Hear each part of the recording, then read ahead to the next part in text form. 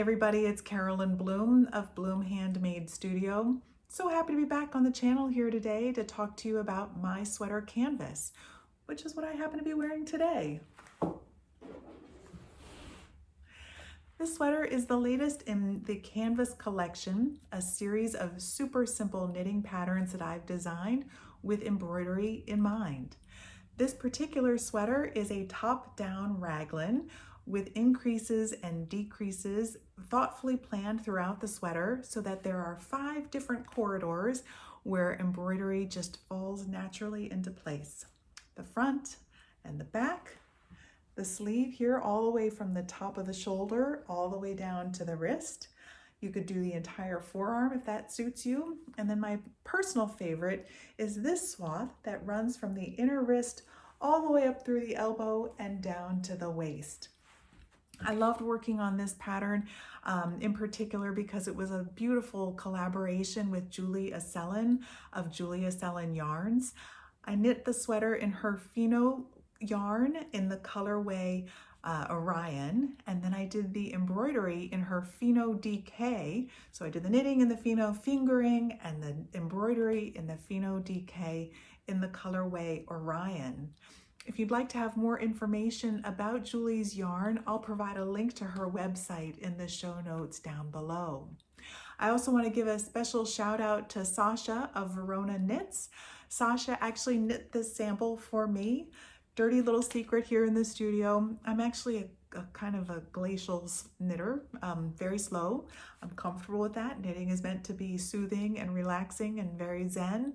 So there are times when I do turn to sample knitters to help me out, and I couldn't have asked for a better person to work with than Sasha. So thank you so much, Sasha, for helping me out.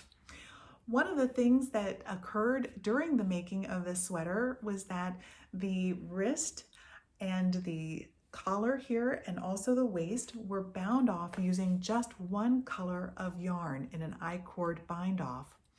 I personally happen to be very partial to a 2-color I-cord bind off. And so what I ended up doing was taking this sweater, once I got it from Sasha, and I embroidered the 2nd color throughout the places where the I-cord had been applied. This video is also going to show you how to work that 2-color embroidery.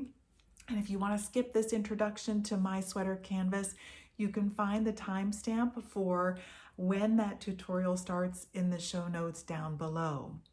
But if you'd like to hear a bit more about embroidery on knitting, stick around here. I'm going to tell you a bit about how this journey got started for me, show you another iteration of this sweater, and talk to you about the different offerings that I have on my website in case you want to give this kind of work a try. So I first began getting interested in adding embroidery to knitting. Gosh, it's been probably 2.5 years ago now, and I worked on my first design called My Cowl Canvas. That particular cowl is so interesting to me because it's completely designed to be customized to the wearer.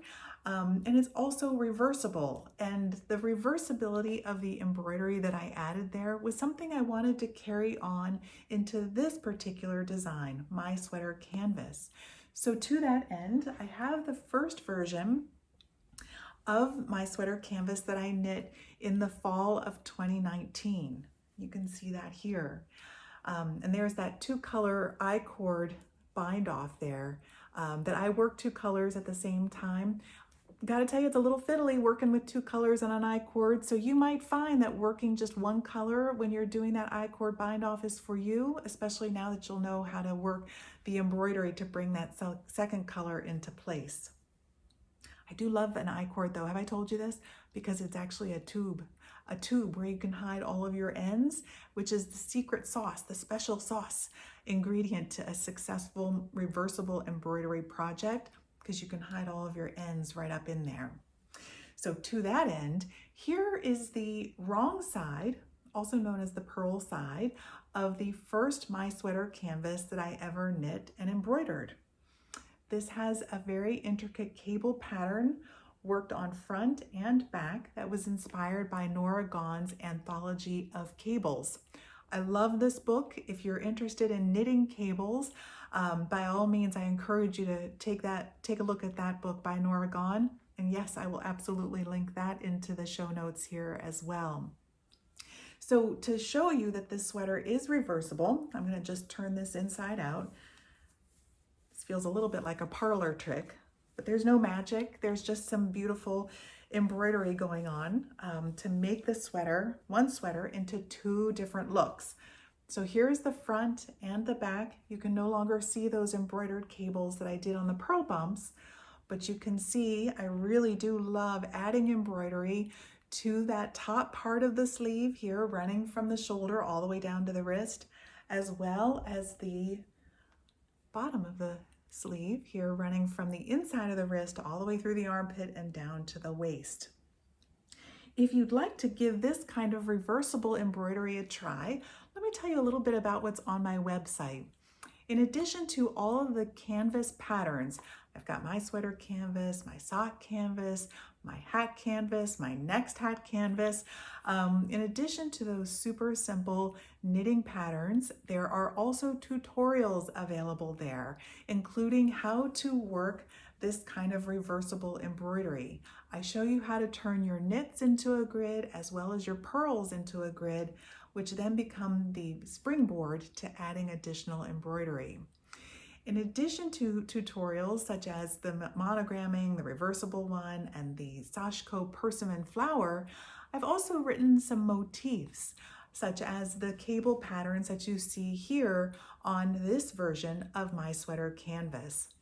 Each of these cable-inspired embroidery designs are going to be available. They're almost available. I've got them all written up. I'm just having them tech edited before I post them on my website. I do that for all of my patterns and all of my embroidery concepts. These will be charted. These motifs are charted with a kind of high-level overview on how to add them to your knitting. If you need help on getting started, by all means, check out the tutorials before you jump right into motifs. They are just charted with a kind of high level, as I said, overview on how to get going. If you know how to read your knit stitches, you'll probably be just fine working with a motif.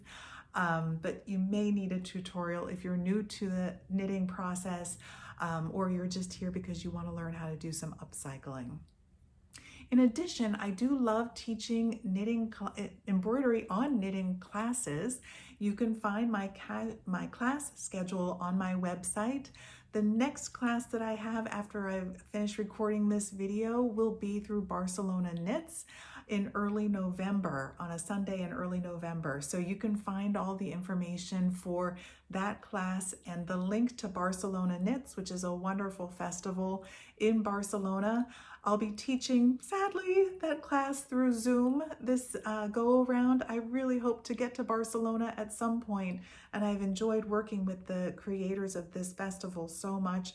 I'm hoping I can go over there and participate in that festival in the future, actually in person. But I do love teaching through Zoom, and in fact find Zoom to be a really wonderful way to impart the techniques of adding embroidery to knitting. So Zoom is wonderful. If you're open to Zoom, by all means take a peek at my class schedule also on my website, and you can find out when I'll be teaching my next classes. So in the meantime, how about we get to that tutorial, and I'll show you how to convert a single color I-cord that you've applied to a bind off into a 2-color I-cord by just adding some embroidery. What I'd like to show you how to do today is embroider a second color to a single color I-cord bind off to give the effect of a 2-color I-cord bind off. This first version of my sweater canvas, I bound off using the I-cord and 2 different colors. The effect is very beautiful, but that is admittedly a rather fiddly way to go about it. The second version of my sweater canvas was actually bound off using just 1 color of an I-cord bind off, and I thought that was very beautiful. It looked like this in the navy, but I really did miss that 2-tone effect. So I embroidered stitches all the way around the bind off to give the look of something that had been bound off with 2 colors. To show how to do this, we'll be working on this single color I-cord bind off, which was actually, this particular version was knit in sport weight, and I'll be using fingering weight to get going. This particular I-cord bind off was done with 3 stitches. Let me zoom in here so you can really see those 3 stitches. If I turn this way, you'll be able to see the V's of the stitches that we'll be going into. This first corridor of V's is 1. The second corridor is here in the middle of the I-cord, and the third is here along the purl bumps. Let me just rotate that around so you can see it. One of the reasons why the I-cord bind off is so useful is that it actually makes a tube that is very handy for hiding your ends. So let me demonstrate that here for you to get started. I've just run my needle, my darning needle, up through the middle of the tube, in between those 3 stitches. And I've gone under, I don't know, say 6 or 7 stitches, and I'm going to pull my needle right through and leave myself a tail in that tube of a couple inches long. Now we're going to start essentially whip stitching that middle stitch. Let me zoom in here so you can really see what I'm talking about. We've come out here next to this V. We're going to skip this V and go underneath the next one. Just pull our yarn right through. So here's where we've gone underneath. We're going to skip 1 and go underneath the second from there. Pull your yarn right through that stitch. Here's the stitch we went under. Here's one that we're going to skip. Here's the third, and we'll go right underneath that. So essentially, to wrap that up, you're going under every other stitch with a whip stitch. So it looks like this. Let's do one more. And then I'm going to go all the way around the sleeve and meet you back here.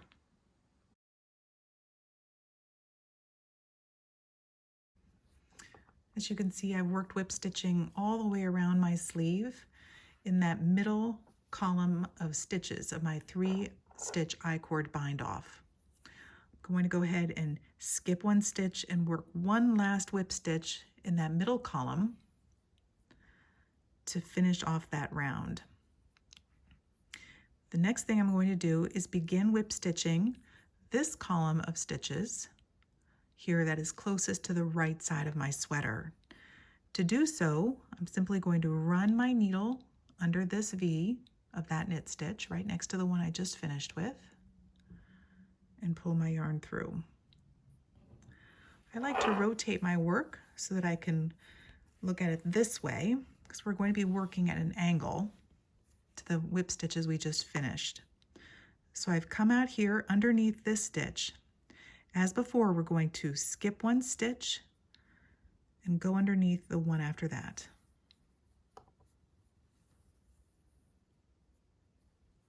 So I sewed under here. I'm going to skip this stitch and go underneath the next one.